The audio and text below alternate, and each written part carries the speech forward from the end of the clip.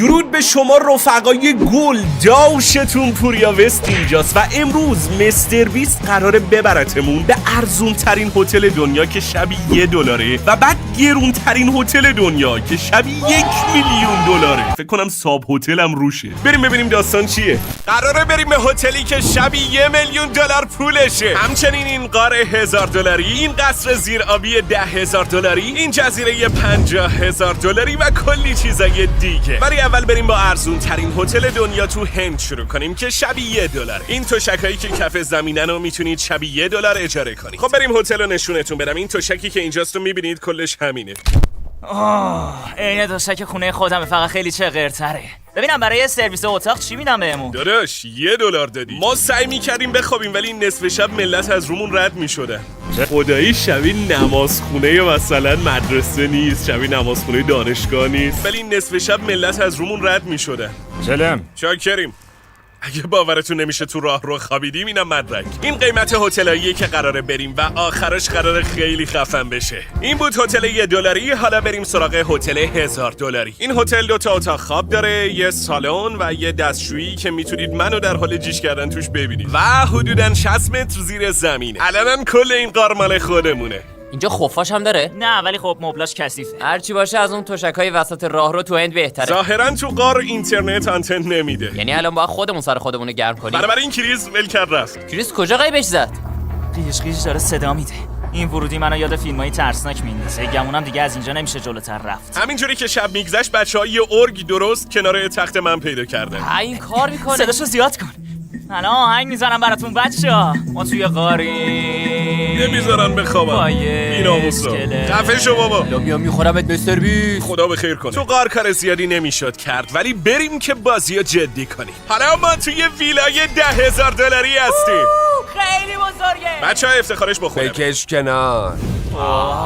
ای بابا چقدر خوشگله. اگه شبی 10,000 تا بدی 3 تا اتاق خواب میگیری. زحمت کشیدن کلی گل و علف روی تخت من گذاشتن. تو چه مشکلی با گل و علف داری؟ وان با نمای اقیانوس. وای خدای من اینجا رو شبیه سالاد خوری مامانم. آره راست میگی، مامان منم یکی داره. دسترسی به یه اسکله اختصاصی. رو ببین. از این سخت بی‌نهایتاست؟ آره معلوم نیست بی‌نهایت. یه عالمه خوراکی و یه آشپز شخصی. ببینم پیتزاش 10,000 تا میارزه یا نه.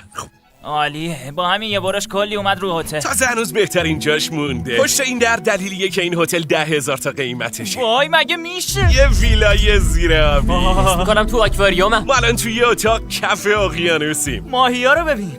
$10,000 واقعا میارزه به خاطر ماهیا. کدوم ما بیشتر دوست داشتی، اون قاره یا اینجا رو؟ قطعاً این. ببین خیلی یهویی رفت بالا قیمتا. یعنی از اون نمازخونه که شروع شد یهو رفتن توی قار خیلی خفن. قارم به نظر من خفن بود. حالا درسته $1,000 هم عزیزم $1,000. چی اون قاره یا اینجا رو؟ قطعاً اینجا. برگرد اونجا رو ببین. کو کجا؟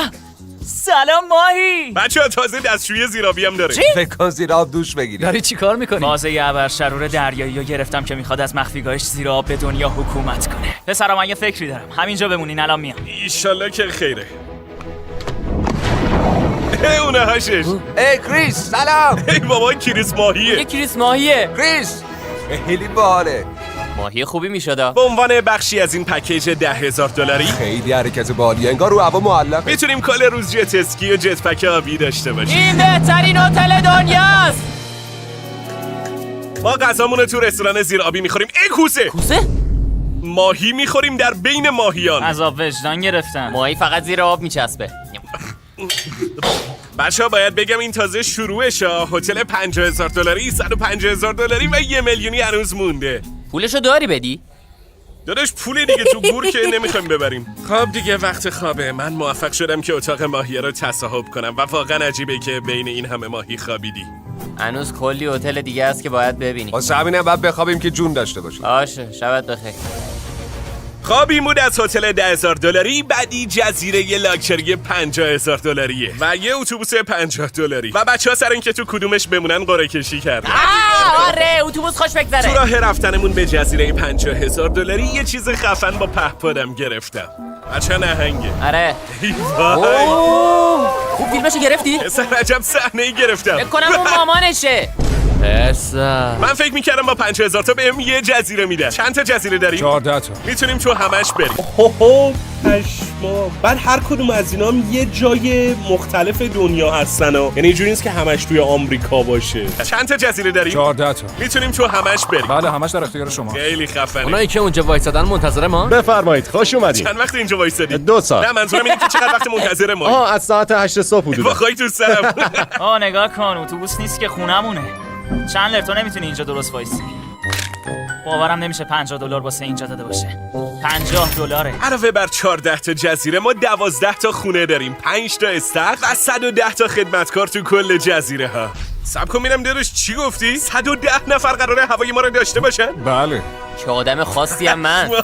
انگار واسه رسیدن به یکی از کلبه ها باید یکم پیاده روی کنه. خیلی خوش اومدید. بفرمایید.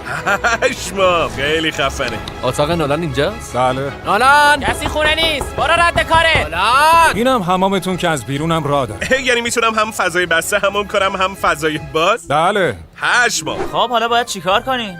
چه میدونم؟ معمولا وقتی یه جایی میریم از همه سوراخ سنباش سر در میاریم، ولی اتوبوس کلا یه اتاق بیشتر نداره. بذار ببینم میشه روشنش کرد یا نه. یا اونم کار نمیکنه. تو جزیره ما داشتیم ناهار میخوردیم. وای حاجی این دسر خیلی کره. بعدش لب ساحل لش کردیم. حاجی احساس میکنم به صلح درونی رسیدیم. با هواپیمای اختصاصیمون رفتیم دورده کاپیتان نولان هستم. و بازم غذا خوردیم. همینجوری هی دارم بهمون غذا میده. خیلی جالبه بخش زیادی از این مبلغی هم که میدن نه فقط به خاطر اون اقامتگاه بلکه به خاطر امکاناتی که در اختیارشونه. مثلا کل روز یه هواپیما در اختیارشونه. 110 نفر آدم تو اون جزیره هستن که همه چی رو هندل میکنن. تجربه جالبی میتونه باشه. تجربه‌ای که مستر بیست میتونه داشته باشه. نه ما. همینجوری هی دارم بهمون غذا میده. گفتم یه زنگ بزنم به کریس و چندلر ببینم اوضاعشون چجوریه. چطوره کریس؟ سلام چه خبر؟ فقط خواستم بهتون بگم که این جزیره $50,000 آخرش. اتوبوس مثل جهنم روشن هم نمیشه، فقط هم یه تخت به نظر میاد داره بهتون خوش میگذره. خدا پشت و پناهتون خیر پیش. میدونستم میخواد یه حرف بی تربیتی بزنه تو پوزش قطع کرد. واقعا آدم مزخرفی هستی. خب دیگه باید یه چیزی بخوریم. آره گوشتم. من یه فکری دارم. انگار بچه‌ها تونستن یه جوری ساب اتوبوس رو راضی کنن که اتوبوس رو جابجا کنه. خدایی فکر نمی‌کردم دیدم خوب باشه. ما هم داشتیم واسه شام لاکچری لب ساحلمون حاضر می‌شدیم. این چیه؟ این اختاپوس کارپاچیو. آها پس اختاپوس آرپاچیو.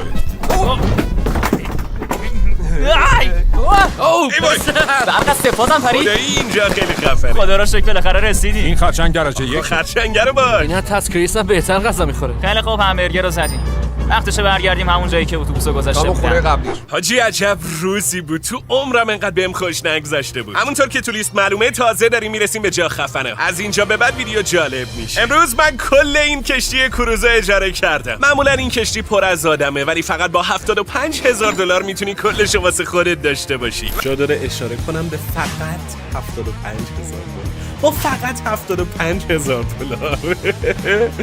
$75,000 $5,000 میتونی کلش واسه خودت داشته باشی. ولی خب فقط یه ساعت دارمش چون این کشتی $500 میلیون پولشه. واسه اینکه بیشتر خوش بگذره من $100,000 همینجوری تو کشتی قایم کردم. هر چقدرشو پیدا کنید مال خودتونه. برید دیگه. بودو بریم. تا اونا پولو پیدا میکنن بریم سراغ اسپانسر. من از این طرف میرم تو از اون طرف برو. خب نبود همه جا رو دیدم. جیمی معمولا پولو تو سطر آشغال نمیذاره. دیدنش ضرر نداره. بودو بجا. یکیشو پیدا کردم. $10,000 قربونت برم. تا الان خوب دش کردی. خب بذارین این چک $10,000 رو پیدا کنم. آها یکی دیگه پیدا کردم. هول شدم. بازم پیدا کردی. آره دوتا. میدونستی با استفاده از خدمات اسپانسرمون اکسپریانس میتونی با پرداخت قبضات یا حتی خرید اکانت نتفلیکس اعتبارتو افزایش بدی؟ آره واقعا میدونستی؟ آره. ای وای انگار واقعا میدونستی. حالا که اینجور شد یکی از چک‌ها دست من بود خدمتت. شرمنده خیلی استرس برو دارم. سراغ بقیه‌شو. باشه من رفتم. احیانا یه چک بزرگ این طرفا ندیدی؟ هیچی؟ دیگه تو پیدا کردن چک حرفه‌ای شده. آره. اوه اینجاست. تا حالا چقدر پیدا کردی؟ 30,000 نه 40,000. چجوری نمیدونی چقدر پول پیدا کردی؟ فقط 2 تا هتل دیگه مونده و واسه بعدیش رفتیم پیش بچه‌ها تو وگاس. حالا تو هتل $150,000 هستی. توی پالمز هتل لاس وگاس 3 تا اتاق ویژه وجود داره. یه اتاق با تم بولینگ، یه اتاق با تم بسکتبال و یه اتاق با تم هنری با یه عالمه آثار هنری خفن داخلش. چندلر و مهمون احساس می‌کنم اینا هتل واقعا دیگه حساب نمیشن. اینجوری که میرن کل ساختمون رو اجاره میکنن. یعنی یک در واقع هتل هستن، یک اتاق هتل نیست. در واقع کل اون مجموعه رو اجاره میکنن که میشه همچین مبلغی. نویشمون میتونن اولین اتاق رو انتخاب کنن. بسکتبال. خدمتتون، خوش بگذرید. به نظرم گریوی و چندلر بهترین اتاق گیرشون اومد. حرکت بسن. یه اتاق گیمینگ مخفی داره. او پشت اتاق مخفی. اتفاقا حدس میزدم، حسم میگفت یه چیزی اون پشته. این درش تازه خدمتکار شخصی هم داره. من خدمتکار خوششانسیم. و از همه بهتر زمین بسکتبال اختصاصی تو اتاقشون. آره. اینه داداش. شما دوتا کدوم اتاق اتاق بولینگ. آره مطمئنی؟ آره. پس یعنی کریس من تو اتاق داروها گیرمون اومد. تو گوگل عکساشو دیدم، باحال به نظر نمیومد. من بولینگو میخواستم. بولینگ دوست داری؟ وای این هتلو کی ساخته؟ استرایک گلش رو زدم. نمیتونی بری اونجا، غیر قانونیه. ولی خب قانونو کی تعیین میکنه؟ 7 امتیاز گرفتم برگام. تخت خوابش کو؟ وای این پشت اتاقه. تخت 2 طبقه. ایول. تخت 2 طبقه. نولان بهترین اتاق گرفتیم. بریم اتاق داروها رو ببینیم. این اتاق آثار هنری به ارزش 16 میلیون دلار داره و کریس اصلا نمیدونست این یه اثر هنری 1 میلیون دلار. شبیه کمد داروهای مامان بزرگم. داشتم اتاقو اجاره میکردم، بهم گفتن که به هیچ عنوان بهش دست نزن. اگه بازش کنی حراست میاد اینجا. دست نزن. فکر میکنی این کلکسیون داروها چقدر میارزه؟ $37. در واقع 3.5 میلیون دلار. هنریه دیگه. که همش قرصه. نوشته این میز بیلیارد 2,300,000 تا میارزه. جدی که نمیگی؟ نه بابا شوخی کردم، میز عادیه. اوکی، اینطور. بچه‌ها داره بهشون خوش میگذره ولی ما اصلا نمیتونیم به هیچی دست بزنیم. تو این پکیج $150,000 یه شام $10,000 هم هست. وای راستی کریس اون اتوبوسه چطور بود نگفتی؟ خب یه پشه اومد زد پس گردنم. همون موقع منو داشتن ماساژ اون موقع من میدادن. داشتم از ماساژم لذت می‌بردم. بچه‌ها این بهتره یه اون هتل قبلیه. 10 از 10. این بشقاب مثل یه اثر هنریه. منم به بازی. سلامتی. بچه‌ها غذا واقعا خوشمزه بود ولی هنوز شب درازه و قلندرا بیدار. بعد شام من و بچه‌ها رفتیم تا یکم بولینگ بزنیم. به این میگن تکنیک 4 توپه. بازم نتونستیم همشو بندازیم. پرتابی.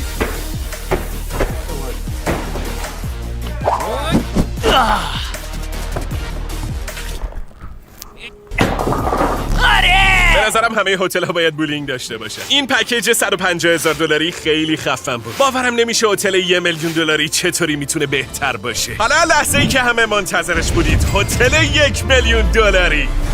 اون مال منه. فکر کنم باید اول در بزنیم. خوش اومدی. سلام. قشنگ قلعه از هاگوارتسیه واسه خودش.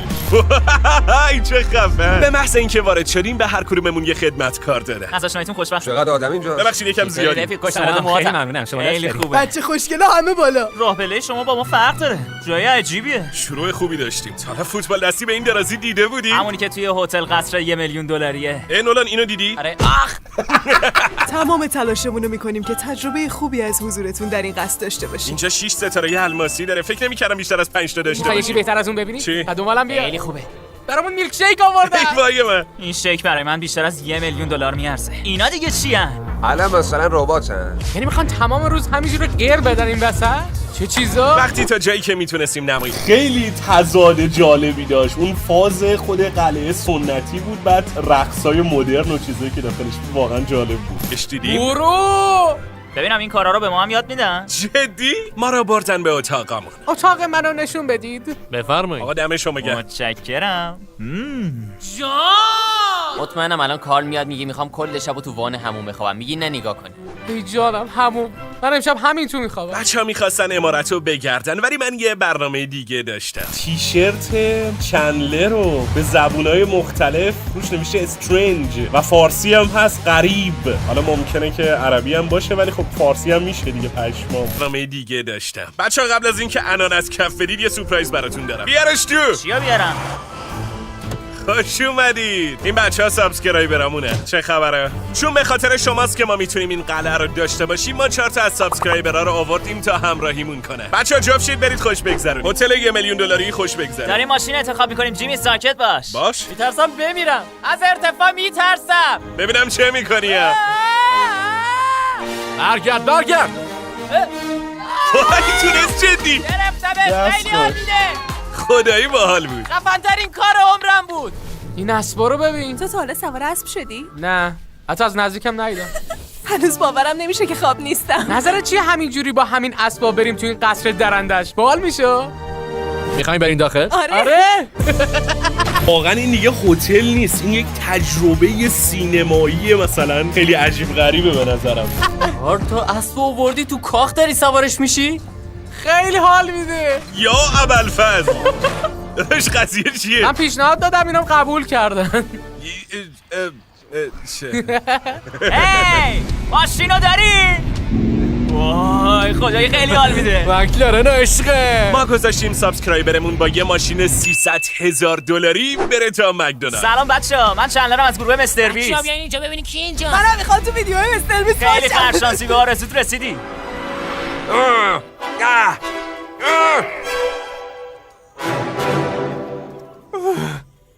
چندلر هوی! اگه بخوای اشتراک این زمین گلفو بگیری باید سالی $57,000 بدی. اون وقت من دارم مفتکی بازی میکنم. چون من $1,000,000 دارم. عجیبه من که نرفته. چه صورت درازی. برو دیگه تد. حتی یه قدم من برداری قبولت دارم. سانتافه برو. کلا ماشین رو ترجیح میدم. واقعا دلم میخواست بدونم شام $1,000,000 قراره چه جوری باشه. چون هممون الان اینجاییم خدمتکارمون بیکار اون گوشه وایسادن. بچه‌ها راحت باشید برید ریلکس کنید، لازم نیست جاروبار وایسی. بچه‌ها این عمارت در برابر بقیه هتل‌ها چه جوری بود؟ از نظر غذا وگاس. موافقم. حالا خود هتل‌ها جزیره شخصی همه چی تموم بود. ما که ندیدیم، تو اتوبوس بودیم، حتی چراغش هم کار نمیکنه و تهویه‌اش. من خودم جزیره 50,000 تایی دوست داشتم. حاجی اونجا رو باش. خدایی اینجا خفنه. وقتی واسه شام انقدر پول میدی مطمئنم کنارش نمایشم هست.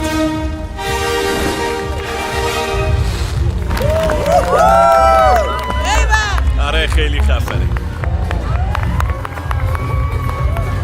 تازه فهمیدم چرا شب 1,000,000 پول میگیرن. اصلا نمیدونم چی بگم، آدم پول داره دیوونه. و آخرش هم بهمون یه پایان خفن داده. اون نقطه سفیده رو میبینید، اونا در واقع پهپاده. حالا خب داره شروع میشه. فوق‌العاده است.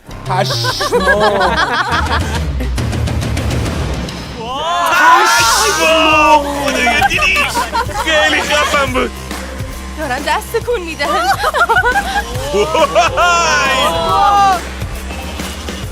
خوردش. فرار کن، خودتو نجات بده. یه کیف سامسونت پر از پوله. یه کیف پر از پوله. واقعا برگام.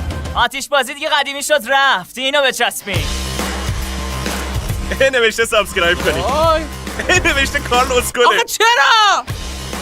این جان اصلا عشق کردم. بچه‌ها شاید فکر کنید واقعی نیست ولی واقعیه. اصلا پشمام حاجی. اصلا همین این اجرای آخره پرونده رو میبنده، حلال میکنه $1,000,000 رو. بچه‌ها شاید فکر کنید واقعی نیست ولی واقعیه به خدا.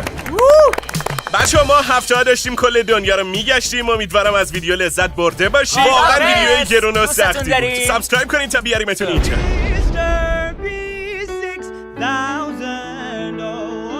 خب رفقا دمتون گرم که تا آخر ویدیو با من بودید. فصل دوم 20 گیمز روی سایتمونه و به جای خیلی خفنیش رسیده. برید به سایت westmedia.ir سایت ما که لینکش هم زیر ویدیو هست تا هم فصل 2 20 گیمز رو با دوبله خفن و محبوب ما ببینید، هم تو قرعه کشی 50,000,000 تومان پول نقد و این شکلات‌های فیستبلز ما شرکت داده بشید. دمتون گرم و تو ویدیوهای بعدی میبینمتون.